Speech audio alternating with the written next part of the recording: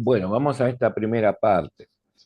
Yo les decía que si bien también la escuela tiene o hizo, por ejemplo, el año pasado una ruptura psicoanalítica, pero la ruptura como la misma que hizo Freud, un poquito o bastante, con el método catártico, digo, esas rupturas sí fueron muy fuertes, ¿no?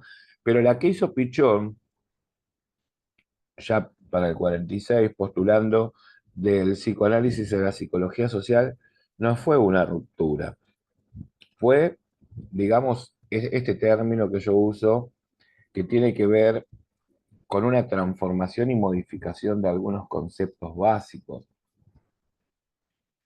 que, si me permiten la expresión, es una deconstrucción, que tiene que ver con los contextos. Cuando yo hablo de deconstrucción, no significa destruirme y volver a armarme. Significa deconstruir aquello que tal vez no esté tan bien y que lo pueda modificar en base a lo que puedo proponer que está un poquito mejor. La deconstrucción de la identidad para aquellos que hicieron el seminario o en una época de nuestra vida que teníamos tiempo, ya vamos a ver cómo nos organizamos para poder hacer estas capacitaciones, eh, que son muy valiosas porque no se dan en clases, ¿no? Entonces era la deconstrucción de la identidad con un taller psicodramático en el medio. También hicimos talleres de psicodrama, hicimos especializaciones para TEA, Alzheimer, esquizofrenia. A ver, déjame recordar. Un taller central de emociones, acompañamiento en el duelo, eh, bueno, las conferencias que dimos internacional, prevención del suicidio, consumo problemático, mm, sociodrama, lo multifuncional en la discapacidad. Trabajamos desde parálisis infantil, estimulación temprana, el pasaje de TGD a TEA, trastorno emocional severo. Miren todo lo que hicimos en 3 años, 3 años, más las capacitaciones que hicimos a Mar del Plata, Capital Federal, Ushuaia, Uruguay, México. Entonces, eh, qué grande. Sí, nosotros trabajamos mucho en psicodrama siempre, ya van a trabajar ustedes. Porque el psicodrama eh, no es solamente un acting, sino permite, por ejemplo, un ensueño dirigido, permite trabajar aquello que no está elaborado. Después nos vamos a meter ahí.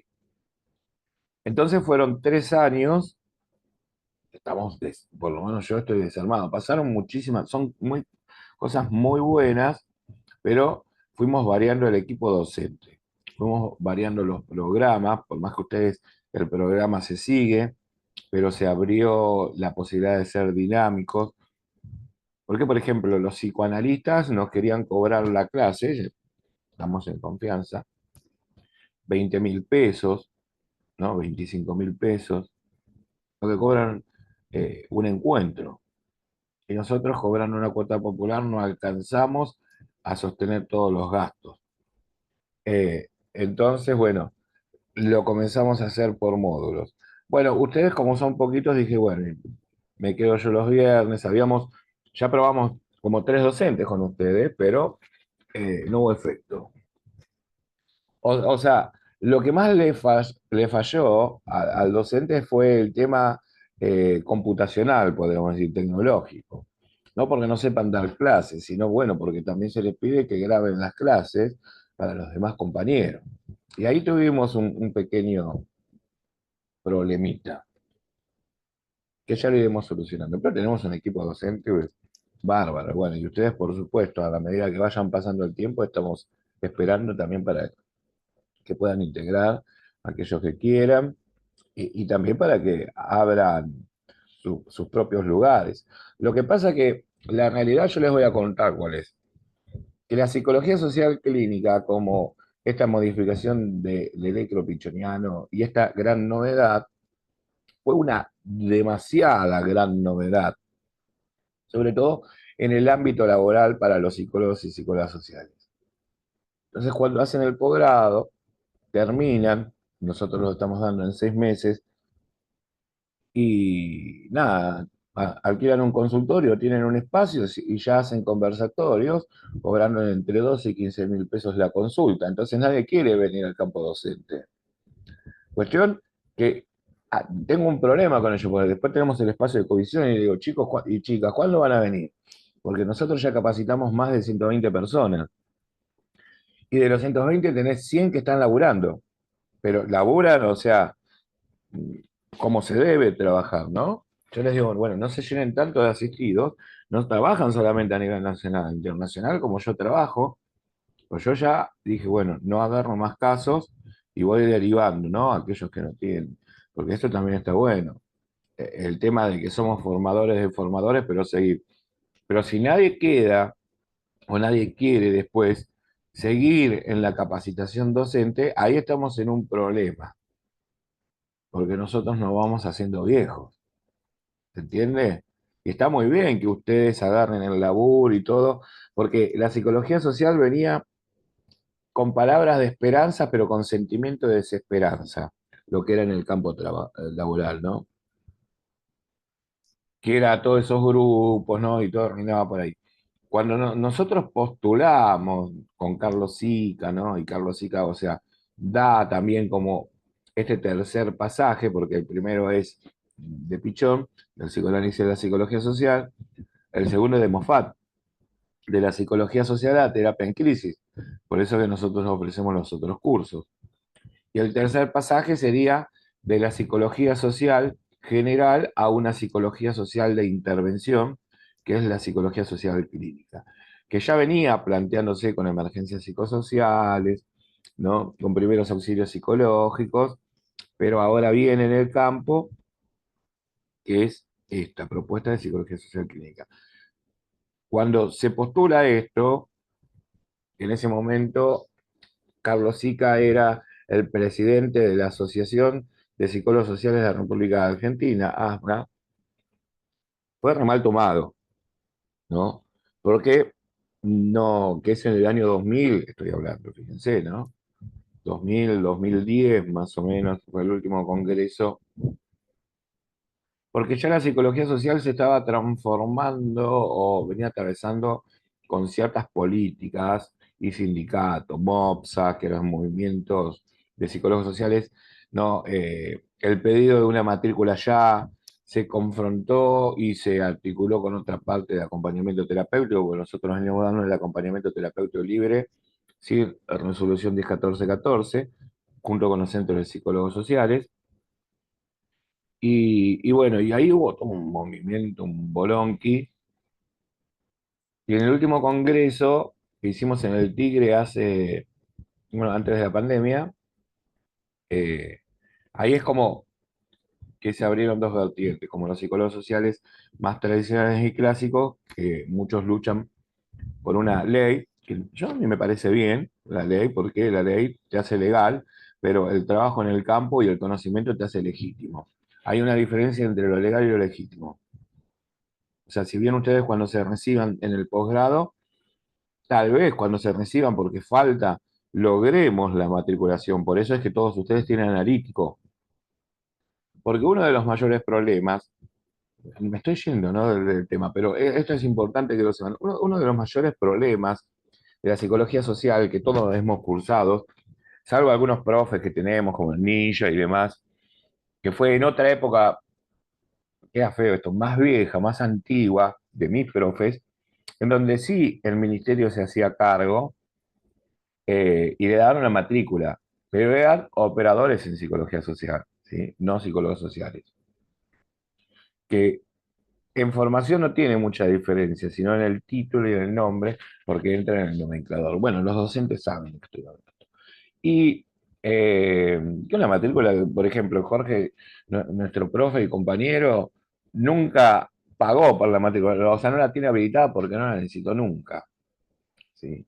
Y bueno, les decía, entonces quedamos divididos, ¿no?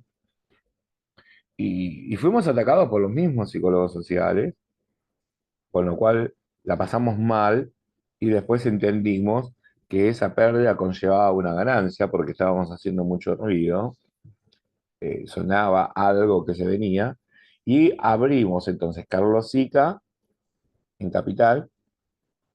La Capital, por supuesto, tiene otros valores, ¿no? Nosotros somos muy, muy populares. Abrimos junto con Andrea Fittipaldi en Uruguay y con Alejandro Rotundo, que ya venía trabajando en el CAES, que es el Centro de Alto Estudio en Psicología Social, eh, que está en Cava. Y bueno, y comencé yo con el posgrado sin abrir la escuela. Y después digo, bueno, el sueño de todo pichoncito era abrir la escuela. Y se abrió la escuela y hoy habían pasado más de 600 700 personas en 3 años. Para esto tuve que renunciar a la otra escuela que hacía ya casi 20 años, que venía trabajando, y a otras, y unirme con otras. Y entonces, bueno, todo esto es para ustedes, ¿no? Para que sepan de dónde venimos, que no somos, este loco abrió una escuela. Venimos luchando con Moffat, venimos luchando con el hijo de Pichón. Después algunos, bueno, se van para otros lados, ¿no? Y han quedado muchos compañeros en el camino que han quedado sin la psicología social clínica, no la comprenden, prefieren un counseling, ¿no? Una cosa así, o constelaciones, que yo no digo que esté mal, pero no tiene que confundirse, ¿no? O la tradicional psicología social de grupo. Entonces, bueno, le hago este comentario porque me interesa que ustedes sepan de la lucha que conlleva atrás mío y el desgaste que tengo. O sea, más de 7 años sin vacaciones, pero sin nada. Todos los profes y todo lo que ustedes ven de todas las materias y las 600 personas, junto con el posgrado, más desde Uruguay, escribo todo yo. Se le da ficha de lectura y todo pasa por mí, ¿sí? Más los colegios de México, criminalística y demás, y cuestiones. Entonces yo escribo todo y después el docente que viene ya tiene la ficha de lectura, que es el lineamiento, y luego le mete lo complementario. Entonces, claro, lógicamente, trabajar esto malos asistidos, llegan el viernes y tu cuerpo lo sabe que está destartalado. No tenemos el cuerpo y la piel de los 15, chicas. Sépanlo, ¿sí? Yo en este momento estoy al borde de la muerte, pero ustedes no lo saben, pero se los cuento. Así que bueno, necesito mm, progenitores profesionales, necesito también, ya los tuve, necesito también gente que se vaya a encargar. Por suerte, bueno, Trini ya se recibió. Esperemos que no se vaya, como los otros docentes que se reciben y se van. Así que bueno, estamos ahí. Y tenemos mucho laburo en discapacidad, ¿sí? Eh, por suerte, claro, Sandri, por suerte es cansancio mental, no es estrés porque uno lo hace con amor, ¿no? Entonces siempre diferenciamos con intervención en crisis esto, que no es estrés, no estamos estresados, eh, porque no sentimos angustia, sentimos amor en esta profesión que no puede sentirse otra cosa, más allá del dolor del cuerpo. Estamos cansados, solamente cansados. O sea que con un descanso levantamos, ¿sí? A ver, sí que si ustedes quieren mandarme para ir algún champán, algo de eso, por Navidad, será eternamente agradecido. Bueno, vamos a comenzar un poco, porque, perdón esto que me distraje, pero quería contarles para que sepan, después van a ir conociendo un poquito la historia de lucha que tenemos. Y les cuento con el Colegio de Psicólogos, el cual yo también pertenezco. Mis compañeros y colegas psicoanalistas de la UNLP, de la UBA, que hemos estudiado, nos hemos formado juntos, y después, ¿a dónde vas, este loco? Se va para el otro lado. Pero si la onda era terminar y abrir un consultorio, ¿a dónde vas? ¿Por qué luchas tanto? Bueno, tal vez ellos no encontraron otro motivo. Bien, eh, y ahí yo que voy a enganchar con este primer tema. La segunda tópica freudiana, como ustedes saben, es la que vamos... Ah, ¿por qué venía con todo esto y después me fui? Porque es la deconstrucción del psicoanálisis y en nuestra escuela hicimos el año pasado, pero porque lo enganché justito a un compañero de Brasil que venía para la escuela de Moffat, ¿no? Hablar con Malena, porque Alfredito estaba ya súper mal, y a dar esquizoanálisis, que es una crítica al psicoanálisis que justamente tiene que ver con el antiedipo, como para que vayan a el libro se llama Antiedipo, por ejemplo.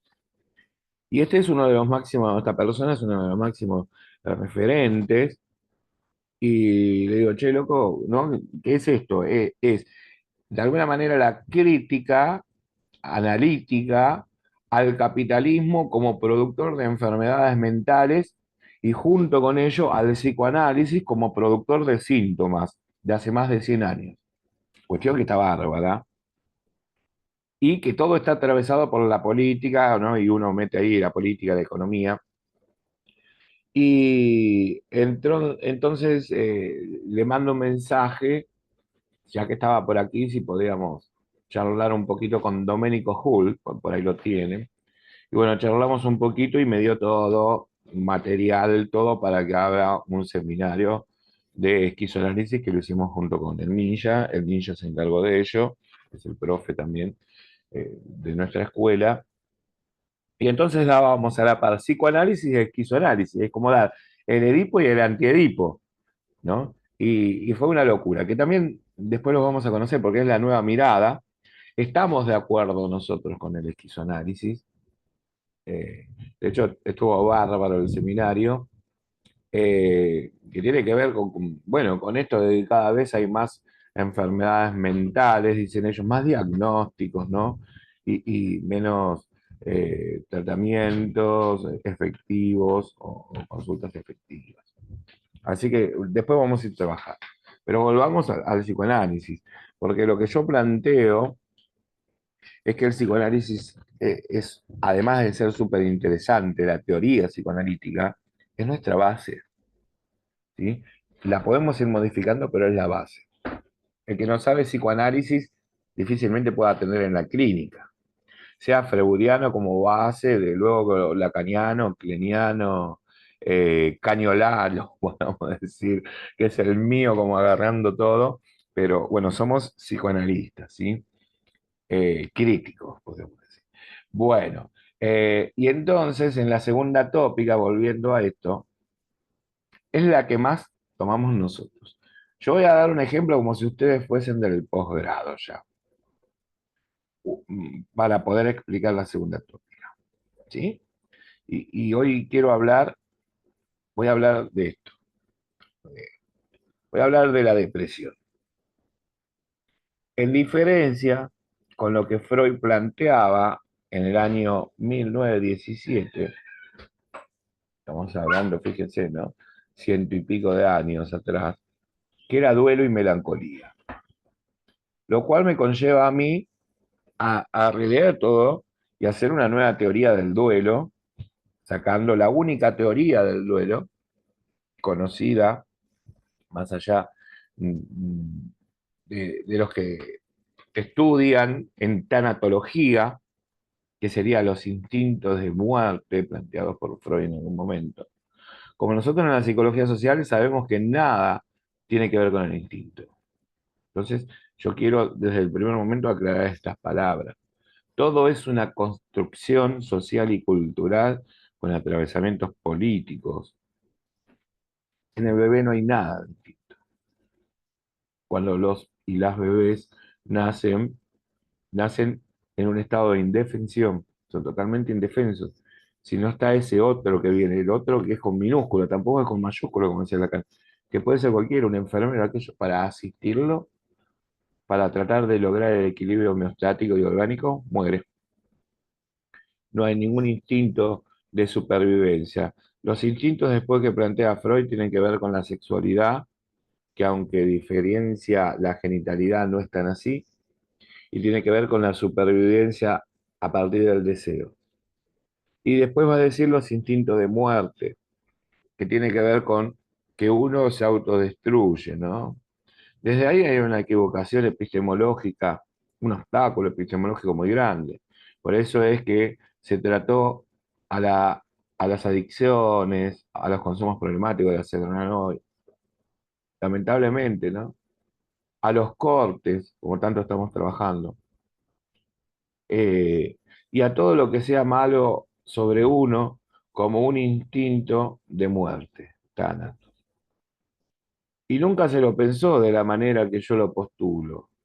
Que en realidad no es que la gente quiere morir, porque si vos querés morir, te tirás bajo un tren, ¿para qué le arruinás la vida al otro?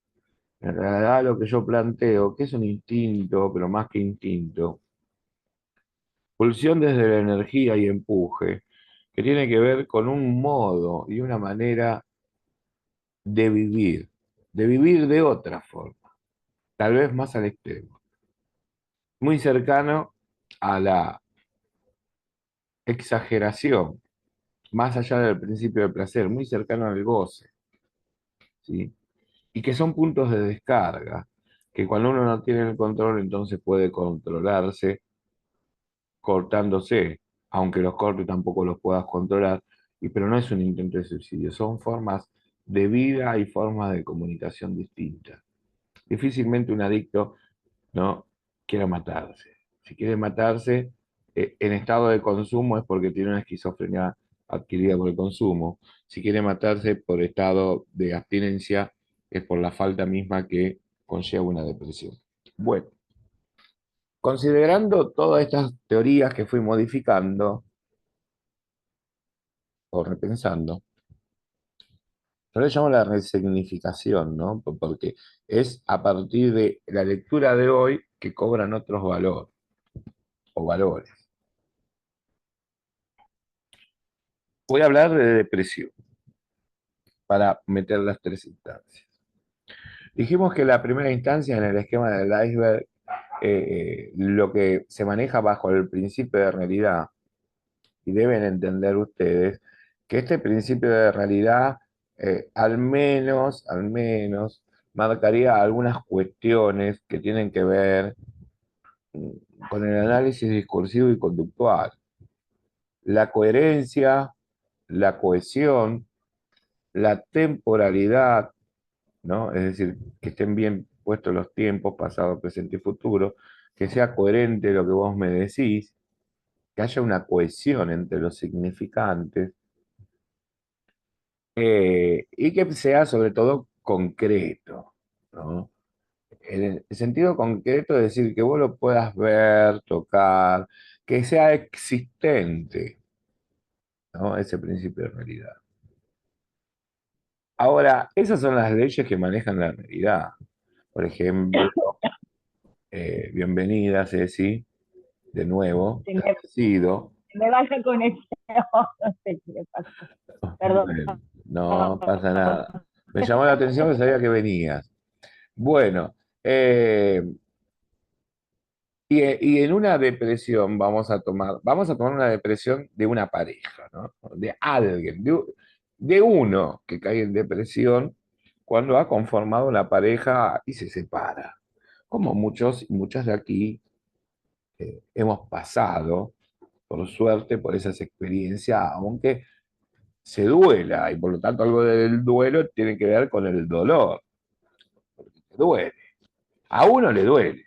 Tal vez le duele a los dos, pero el que consigue el tercero en discordia, o no, o el otro punto de vista o de vida, no, no le duele tanto.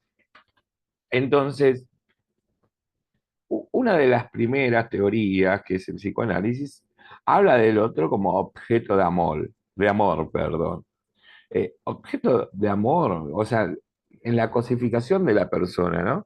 Porque, ¿cómo sería el enamoramiento? Sería la construcción subjetiva de eso que nosotros decimos vínculo, que en ese momento era relación, no era vínculo. Lo cual nosotros separamos, no, no, no. En la pareja no se puede dar una relación. Aunque uno diga, ¿tenés alguna relación? No. No, no es relación, porque es bidireccional, ¿sí? Porque es bicorporal, porque son dos cuerpos, pero porque es tripersonal, Es complejo esto, pero ¿por qué tripersonal? Porque hay tres personas, que en todo caso serían seis o más, de acuerdo a, a la cantidad de números que vos quieras. De mi caso diría, ¿por qué? Porque está el otro, estoy yo y está un tercer fantaseado, que es lo esperable, lo que yo espero de aquel otro.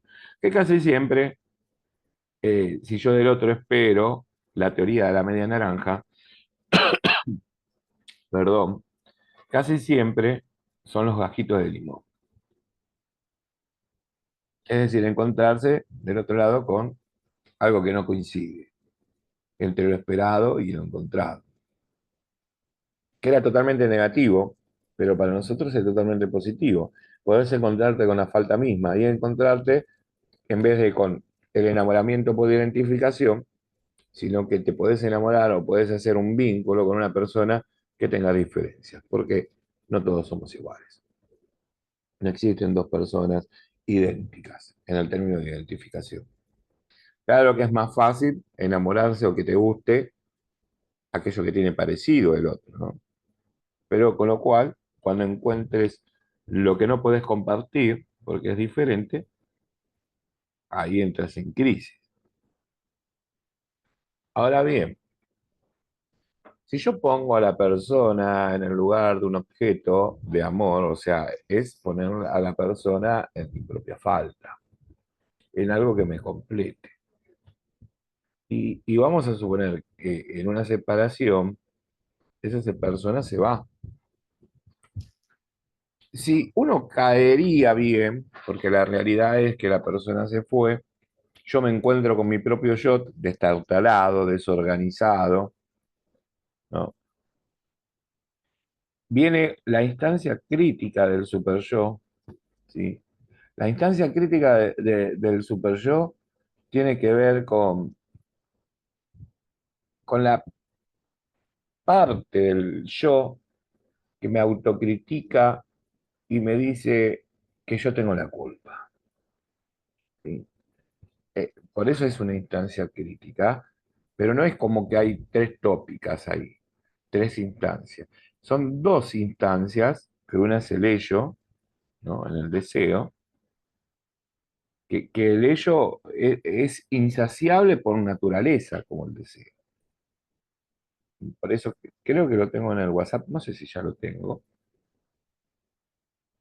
que decía, yo quiero ser tu insatisfactoria satisfacción del deseo, ¿no?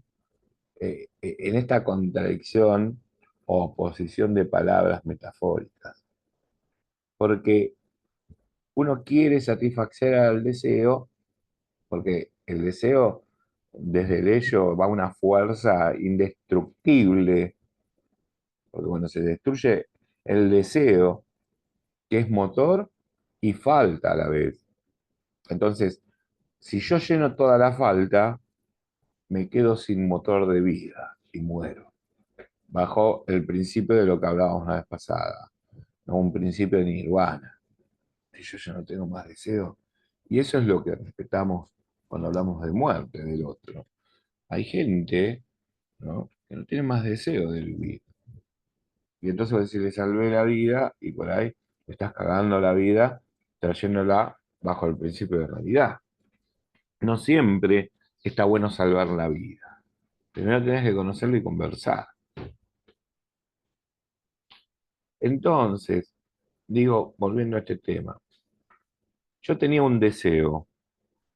Mi deseo, como todos los matrimonios o eh, ser cónyuge, ¿no? Con convivencias, un matrimonio por lo tradicional, era que seamos felices para siempre, que lleguemos al viejito, que compremos una oveja, no sé, que tengamos un campo, o que andemos desnudos de la mano por la playa, para toda la vida. Esto es lo que algunos han firmado en ese contrato social que se llama matrimonio. ¿Es así? Algunos lo siguen aguantando, no sé cómo hacen, ¿no? Tal vez sin darse cuenta, espero que sea así, han cambiado el concepto de amor de compartir aquello que no me gusta del otro. ¿sí? Y que el otro comparta también eso. Y espero que no sea aguantar la rutina. Ya es así, porque eso es parte de quedarse silenciado, de quedarse alienado, de aguantar porque tenés que aguantar, porque es instituido. Y eso en algún momento explota. Bueno, pero hoy no voy a hacer ese análisis. El análisis que quiero contarle es este. Entonces, cuando la persona se va, que vos la metiste dentro de esta instancia poderosa, que es el deseo. El deseo es una energía hermosa que la sociedad te dice, pará. El deseo es lo inexplicable del ello, ¿no? Que se funciona con otras normas y otras leyes, que no tienen que ver con la coherencia, ¿no? Con la cohesión, no tienen que ver con la secuencia temporal, porque las leyes del inconsciente, como vimos, son atemporales, alógicas. Por eso es que uno está medio tarado cuando está enamorado. No es porque, como dice Rodón, no, romantizando todo, no, porque está vulnerable, porque no piensa más que en el otro. No piensa más que en el otro porque piensa darle todo al otro para manipularlo y ponerlo dentro de uno, ¿no? Porque el deseo es que el mundo se pudra y yo quiero estar solamente con vos porque me siento bien.